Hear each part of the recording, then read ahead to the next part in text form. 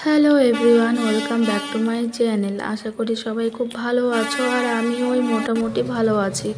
কারণ শরীরটা বিশেষ ভালো নেই। কাল রাত থেকে প্রচণ্ড জ্বর, সর্দি, মাথা ব্যথা, আর গলাটাও প্রচণ্ড ব্যথা। এত গলা ব্যথা করছে আমি কথাই বলতে পারছি না।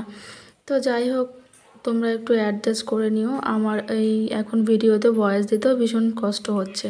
তো এখানে দেখতে পাচ্ছ আমি রেডি হয়ে বেরিয়ে পড়েছি লাগেজ টাগেজ নিয়ে, আর বর এখানে গেটে তালা দিচ্ছিল। তো তারপর আমরা দুজনে বাড়ি থেকে বেরিয়ে পড়লাম। তো সেদিন সকাল সকাল ঘুম থেকে উঠতে ভীষণ কষ্ট হয়েছিল। ওই আমরা যখন বাড়ি থেকে বেরিয়েছি তখন সকাল 5:30 বাজে।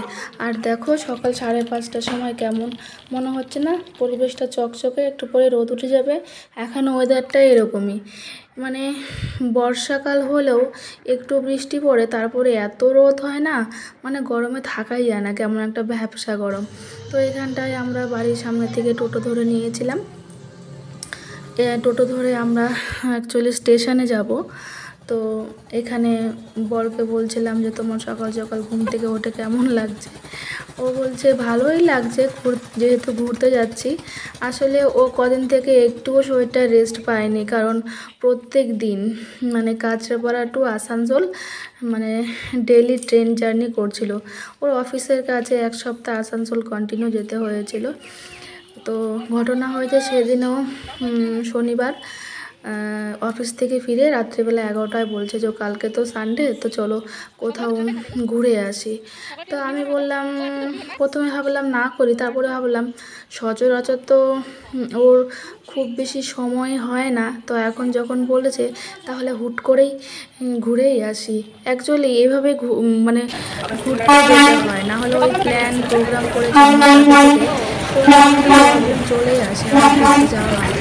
তো এখানটায় আমি কাঁচরাপাড়া স্টেশনে পৌঁছে গেছিলাম, আর আমার তখন বাজে সকাল ওই 6টা নাগাদ, 6টা নাগাদ। আর আমার প্রচণ্ড খিদেও পেয়ে গেছিলো, কারণ শনিবার রাতে আমি কিছুই খাইনি। সেদিন শরীরটা খারাপ ছিল, কী কারণে জানি না, অ্যাসিডিটি হয়ে গেছিলো হয়তো। আমার প্রচণ্ড বমি হয়েছিল, তাই রাতে আর কিছু ভালোভাবে ডিনার করতে পারিনি। তাই এখানে সকালে স্টেশনে এসে পরোটা খেয়ে নিয়েছিলাম, আর পরোটা খেতে কিন্তু ভীষণ ভালো ছিল।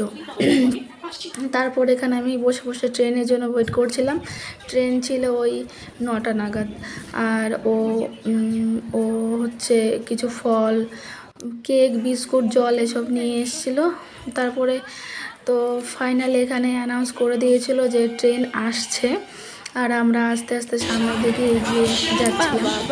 ফাইনালি ট্রেন চলেও এসছে, এবার আমরা ট্রেনে উঠে যাব। তো আর বেশি কিছু বলছি না। তো তোমাদের যদি মানে তোমরা যদি জানতে চাও আমরা এক্স্যাক্ট কোথায় বেড়াতে যাচ্ছি, তার জন্য কিন্তু তোমাদের নেক্সট ব্লগটা দেখতে হবে।